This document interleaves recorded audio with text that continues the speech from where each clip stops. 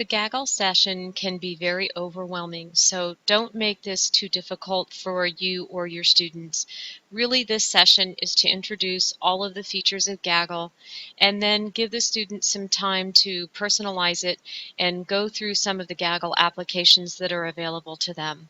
We won't focus primarily on assignment Dropbox in this session because I believe that's a session for the students all in itself and likely one that they won't use within the first week. Although if you're an individual teacher who wants to try that, please do so. What you're seeing on the screen here is a student account under Gaggle. This is what it looks like for a student. It looks a little bit different for a teacher. The student has personalized this account, and as you can see on their home page, there are some things that come up that are available to them. So let's walk through the tabs of Gaggle, and this is how you'll do this for students in the session that you're going to teach on Gaggle for them. First and foremost is the email tab. Students aren't used to emailing. It's something that we need to teach them to do. They need to know how to properly send an email to a teacher and when they receive one, exactly what they need to do. I've opened my mail tab, and to the right of that you have my home tab and now my inbox tab. If you'll click on that, you'll see that it's selected now. And this is all the mail that is in this student's inbox. They can check their mail, compose their mail, and do a couple of other things in their mail, but they can also do things over here. Students are slowly setting up their contacts and their friends and in chat. I wouldn't spend too much time on that. That's something that they can do on their own. But basically you need to show them what it's like to send an email, and they can click on something and maybe send an email to a friend.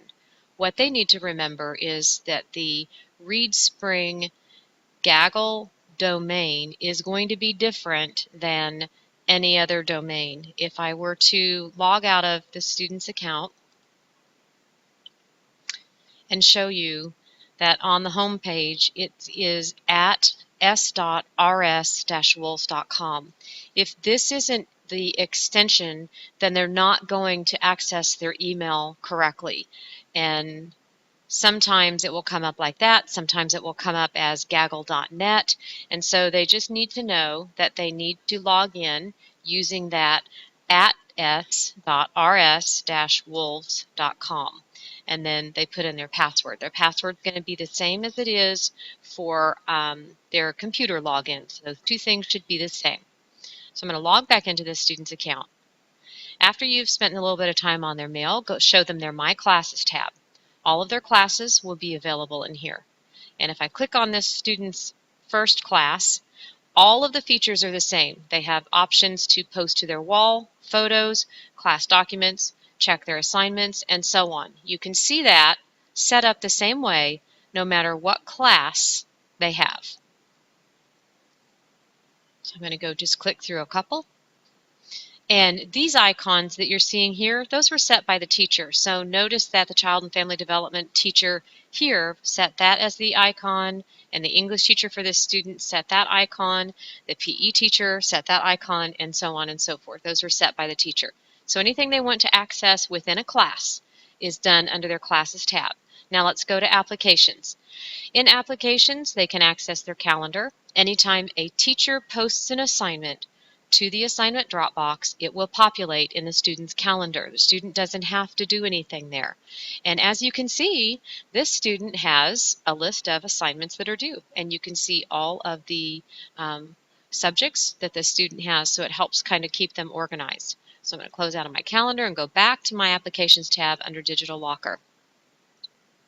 Students will need to know that it's likely that they will have to upload a file to their digital locker before they submit it to the assignment Dropbox. I don't want to spend too much time on that again because I'm afraid it's going to be a session all in itself. But a digital locker is nothing more than a file storage area. Students can upload files here to store in the cloud. This is their assignment Dropboxes tab. For this particular student, you can see that in the entire class, here are all the posts for each of those class assignments, and the person who last uploaded an assignment, and then the teacher. And they can access all of the assignments within that folder. This is just an example of what an assignment Dropbox can look like.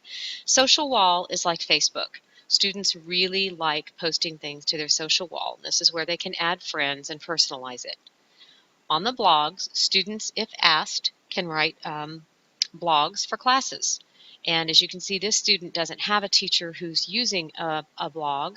Let's go to her 5th hour blog. There we go. She's got a health class, and they're expected to do blog posts in health. So you can see that this is that particular student's blog. Close out of that. We do not have access to YouTube in Gaggle. We have filtered YouTube in Gaggle, and that's Gaggle 2.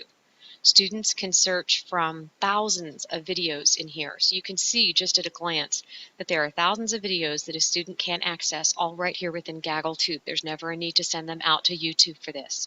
Discussion boards is a little bit different than blogs. Blog is really an online journal. Discussion boards are meant to be more interactive and collaborative, although they're not in real time. So you can see the discussion boards that are available to this student. Chat rooms is something that we don't have enabled for middle school students, I believe. And if we do, I don't know of very many teachers that are using it. Chat rooms is not the same as instant message. If I were to go hover over here where it says chat on the lower right, this is instant message chat, whereas this is chat rooms. They're two different things. And then training videos is in the applications tab. The students can access any training video on any part of their Gaggle within this tab. I'll close out of that one. And then go down to the last tab for the students, which is portal links. And the only one that we have in here is Student SIS portal. So students can access SIS within here. I can add as many links as you would like me to add in here. But please know that when I add them, I'm adding them for the whole building and not by the student. So if you have a request to add links in here for the students, I'd be more than happy to do so. All right, I'm going to close out of all these because something that Gaggle does is every time you go maneuver to a new place, it opens a new tab here. And sometimes the more tabs you have open up here across the top will slow it down just a little bit. So please make sure that you're aware of that. This is a basic introduction to Gaggle, and we will get into more parts of Gaggle in another video.